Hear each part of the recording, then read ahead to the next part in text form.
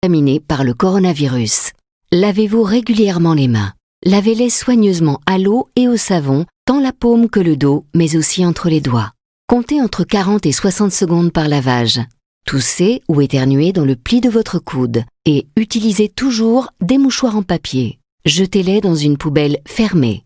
Si vous êtes malade, restez chez vous. Ne vous rendez pas au travail. Évitez autant que possible de vous toucher le visage, en particulier le nez et la bouche, avec les mains. Évitez les contacts rapprochés et évitez les poignées de main. Prenez soin de vous, mais aussi des autres.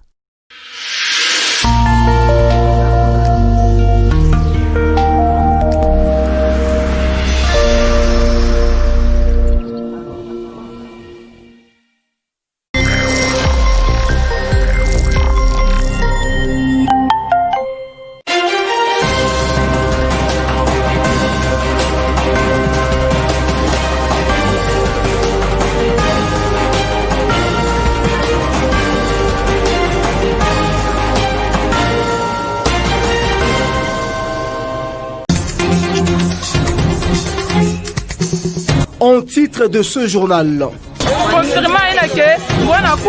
Oscar Swana, père de famille, c'est ce jeune homme qui est décédé dans l'entreprise L'Amicale alors qu'il était confiné. Un décès qui a révolté le membre de la famille de la victime qui cherche à comprendre les circonstances dans lesquelles leur frère a rendu l'âme. Kolwezi, encore un cas d'insécurité cette fois-ci. C'est la nouvelle société civile cadre de concertation qui a été victime d'un cas de cambriolage. La scène s'est déroulée la nuit du mercredi à ce jeudi. Ceux hors la loi ont d'abord commencé par défoncer le grillage, puis emporter plusieurs biens de valeur appartenant à cette structure.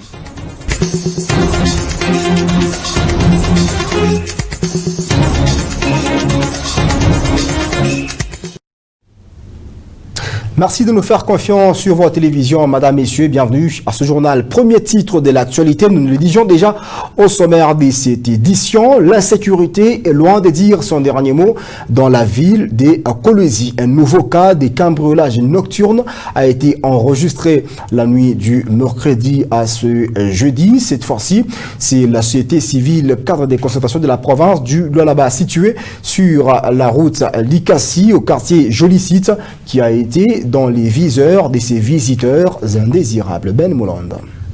Ils ont commencé par défoncer les grillages avant d'ouvrir aisément la fenêtre sans casser des vitres. À notre arrivée dans le bureau du président du cadre des concertations de la société civile, tout est en débandade. Des documents et autres accessoires éparpillés. Les portes de l'armoire grandement ouvertes. Alertés par la femme ménagère dans la matinée, les secrétaires chargés de l'administration au sein de cette structure d'appui à la démocratie constatent aussi amèrement leur bureau. Après les passages de ces hors-la-loi dans ces installations, certaines choses importantes ne sont plus à leur place. Nous avons été victimes de vols, comme vient de le constater.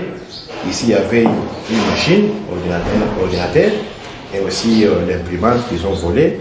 Comme vient de le constater de l'autre côté, ils ont tout cassé. Et ils ont volé tout ce qui était l'essentiel. Ils portent à nez les plaintes et doléances de la population. Les acteurs de la société civile sont aussi victimes d'un cas de vol. Ils peuvent ainsi condamner ces actes ignobles avec la dernière énergie. Nous condamnons fermement parce que dans la ville de Kolwezi, ces derniers temps, il y a l'insécurité criante. Voilà pourquoi si aujourd'hui nous aussi qui nous la parole des sans-voix, nous sommes aujourd'hui victimes, donc que dirais-je de nos populations, de nos membres qui sont de partout dans la ville de Kolwezi. Donc nous décrions et nous condamnons fermement et nous espérons, nous voulons assez que la police fasse son travail et que ces malfrats soient punis de leurs actes. Pour que ces bureaux recouvrent sa plus belle image, une aide des autorités est envisagée. C'est un bureau du cadre de concertation de la société civile, c'est pour tout le monde. Nous demandons à ce que les autorités, tant civiles que militaires, ainsi que les hommes de bonne volonté, de nous prêter une main forte, parce qu'on ne sait pas tout remettre en ordre s'il n'y a pas une main supplémentaire. Nous leur demandons de nous soutenir, de nous aider à remettre les bureaux dans l'ordre et aussi à réinstaller les matériels qui nous ont été volés. Ces malfrats ne se sont pas arrêtés là. Ils ont contourné toujours dans la même enceinte pour s'introduire par effraction dans les bureaux du coordonnateur adjoint de la nouvelle société civile du Congo. Ici, ils ont réussi à emporter une mousse de visiteurs et des lettres importantes. Âgé d'une trentaine révolue, père de famille, Oscar Swana, c'est le nom de ce jeune homme qui est décédé depuis une semaine au sein de l'entreprise amicale où il était en confinement avec d'autres collègues des services. Eh bien, l'entreprise amicale ainsi que la famille du malheureux s'entre-déchirent sur les circonstances de ce décès selon l'entreprise.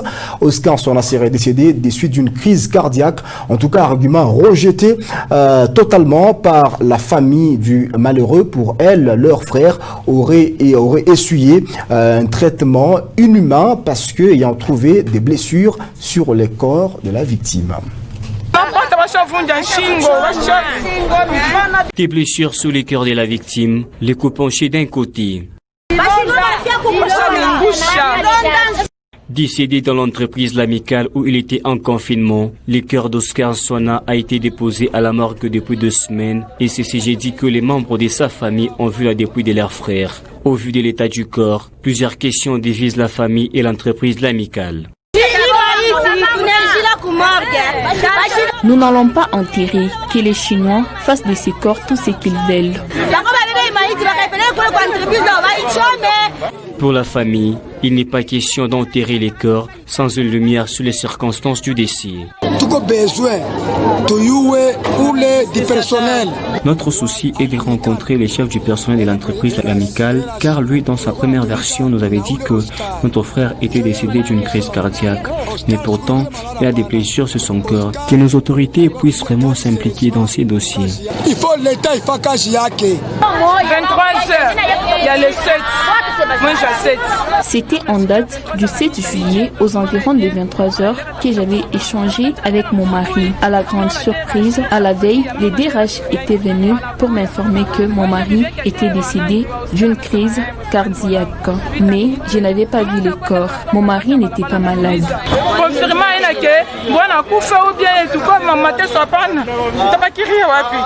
C'est donc un dossier à suivre. D'une ville à une autre, à présent, direction Kassaji, à plus de 300 km de la ville de Kolwezi. Dans ce coin de la province du Lualaba, le vendeur du marché central ont haussé les tons. Ils se disent être victimes d'une multiplicité de taxes qui ne leur permettent pas du tout d'exercer librement leurs activités commerciales. La patente, taxes sur économie, taxes de la sécurité et de la police, ce sont les taxes journalières que devront payer le vendeur du marché central de Kassaji. Malgré toutes les taxes perçues par l'autorité urbaine, cela ne contribue à rien ni en l'amélioration de l'image du marché. Tous les bâtiments et étalages se trouvant dans ce marché sont construits sous fonds propres de marchands, chose que déplore ce dernier. Les taxes sont très exorbitantes au niveau des Kassaji. Imaginez-vous, quelqu'un qui travaille au marché, il touche des miettes là. Mais les taxes de l'État est très élevées par rapport à ce qu'il est en train de toucher. Ils sont allés vite en besogne.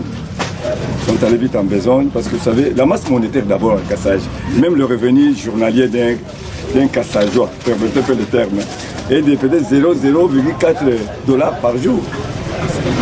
Imaginez-vous quelqu'un avec quelques 50 bottes de feuilles de manioc à vendre. Vous les taxez, une botte coûte 200 francs. Vous les taxez 5000 francs. Mais cet homme-là, comment est-ce qu'il va survivre avec les enfants? Vous savez, nous, chez nous aussi, nous sommes des grands producteurs. Vous avez 10 ou 20 enfants, tout ça, c'est compliqué. Moi, je pense que l'autorité ou les pouvoirs pouvaient aller un peu mollo, pouvaient aller un peu progressivement, jusqu'à ce que peut-être la ville ait l'ampleur, là, peut-être, d'être injectés dans certaines entreprises, même des petites et moyennes entreprises qui pouvaient rapatrier quand même la masse monétaire dans les milieux pour qu'il y ait quand même une meilleure circulation. Il s'y aide de noter que la perception de taxes dans ces milieux des négoces occasionne source de tension entre les agents de l'État et les commerçants. À l'autorité urbaine de régulariser la situation.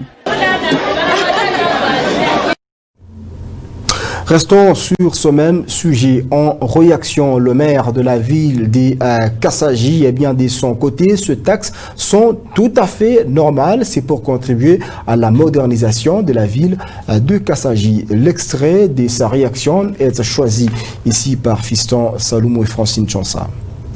Vous savez, Kassaji, c'est une nouvelle ville.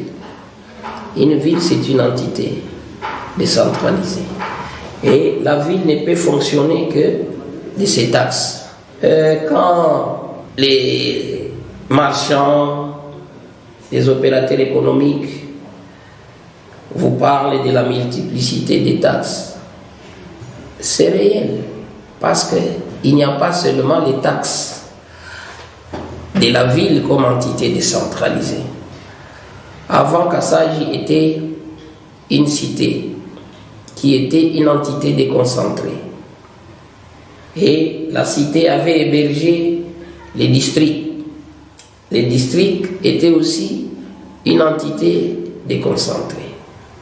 À cette époque-là, les opérateurs économiques de Kassaji étaient soumis aux deux types de taxes. Les taxes du trésor public à travers la DGRAD et celle de la province à travers la DELU. Et maintenant, depuis une année, la ville existe.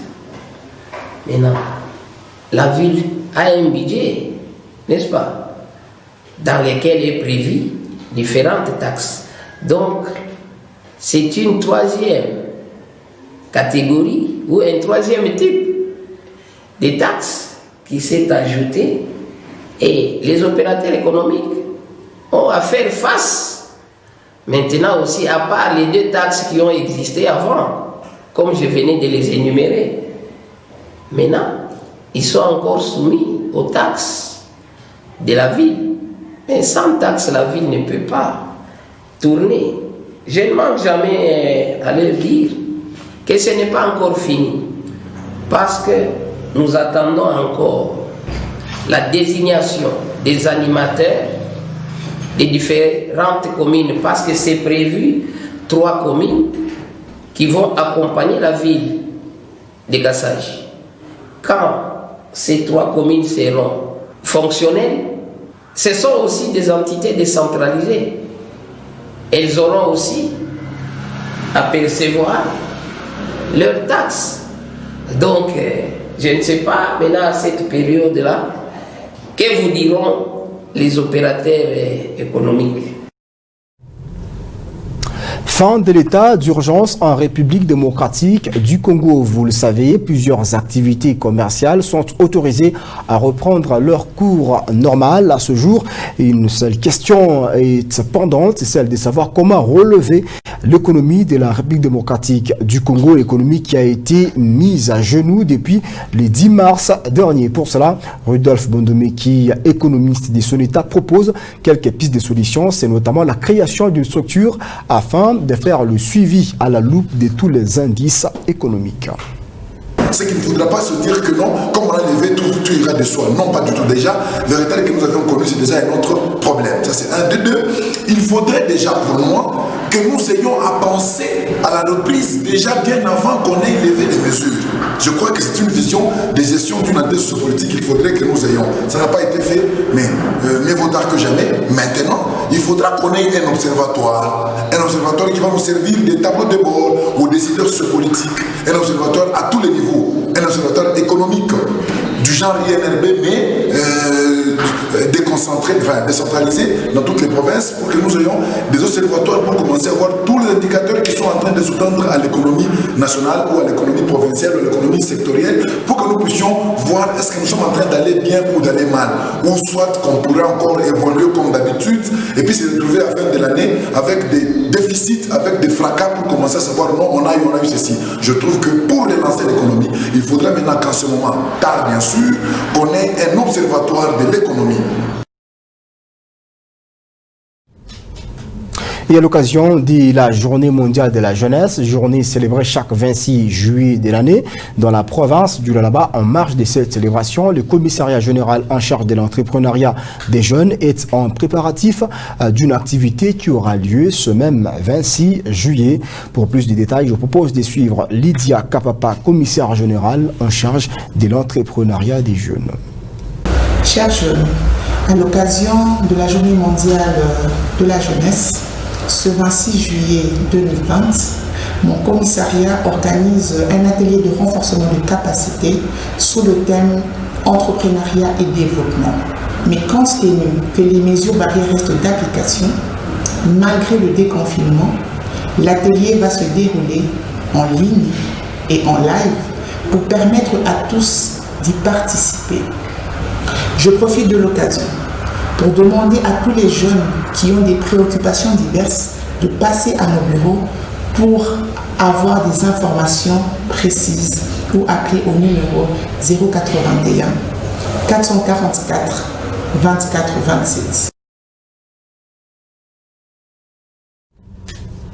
Justice à présent, procès des 100 jours, les audiences en appel démarrent ce vendredi 24 juillet 2020 dans la capitale Kinshasa. Et pour ce faire, le président de l'Union de l'UNC, Vital Kamerhe, a fait appel à 2 avocats français qui malheureusement se sont vus refuser l'octroi de visa.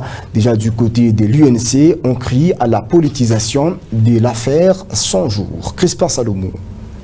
Les avocats qui ne viennent que de la partie défenderesse à leurs frais, qui n'ont rien à voir avec quoi que ce soit pour ce qui est de l'état d'urgence ou des mesures sanitaires et sécuritaires de la RDC, se soient vus refuser les visas qu'ils viennent défendre la cause de Vital Kamerhe, ne peut que démontrer à suffisance aujourd'hui l'acharnement sur sa personne et le souci que détiennent ceux qui tirent les ficelles derrière cette saga judiciaire de les condamner.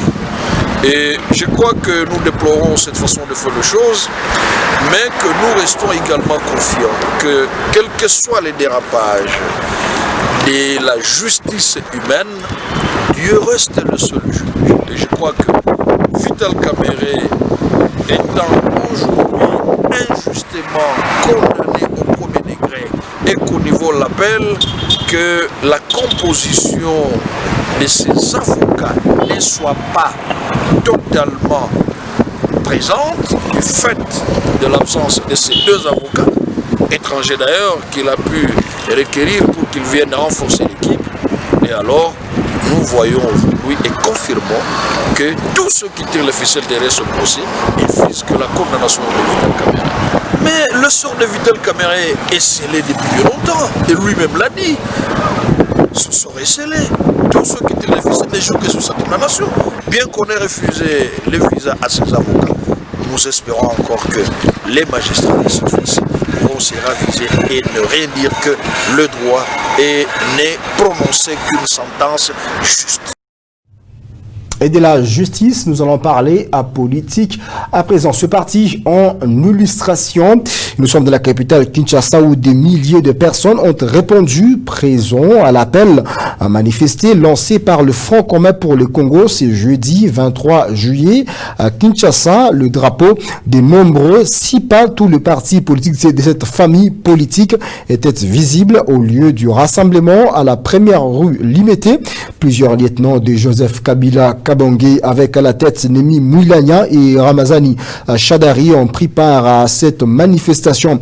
Pour Ramazani Chadari, qui a précisé que la manifestation visait aussi à désapprouver la dérive dictatoriale de Félix Tshisekedi. Nemi Moulania, pour sa part, a dit que le FCC n'est pas d'accord qu'une partie à la coalition puisse s'arroger tout le pouvoir. Il n'y a pas eu d'incident. La police qui a encadré la manifestation n'a pas tiré aucun coup de feu ni de gaz lacrymogène. Si cette marche a vécu dans différentes villes de la République démocratique du Congo, dans la province du Lualaba, la marche n'a pas été organisée. Et de la politique, place au sport. À présent, Jean Mayaza, président de l'entente urbaine des football des Kolwezi, a jeté l'éponge. L'homme a annoncé cette dure décision à ce jeudi au cours d'un point de presse qui a été tenu dans la ville des Kolwezi. Tout de même, le résultat qui consacre Gescol, équipe championne, ces résultats restent maintenus. Et nous étions imposés par la hiérarchie de venir refaire encore les classements. Refaire les classements, pourquoi?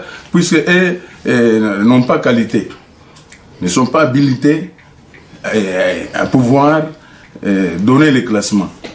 Puisque nous les représentons, et d'ailleurs valablement, ça c'est un travail qu'on a fait sans penchant. On a fait les calendriers, nous, on les a dit que nous maintenons les mêmes classements que nous vous avions transmis. Alors, ma hiérarchie m'a imposé à ce que je puisse venir mettre, aménager les calendriers, les classements pour que l'Olaba soit en première position. Alors, si je mérite garder ma crédibilité, je dois refaire ça sur base de quoi?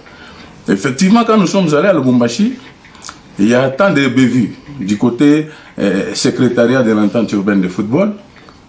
Il y a des falsifications, il y a faux usage de faux, tout ça. Et moi-même, j'aurais dit même à mon secrétaire qu'avec ça, vous serez suspendu. Et j'ai plaidé même pour lui, si on peut au moins atténuer un peu.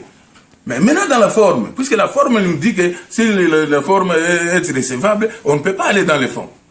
Alors c'est là où ils nous ont dit qu'ils n'ont pas cette qualité de faire les classements. Alors j'étais déçu, je les ai dit, moi je démissionne.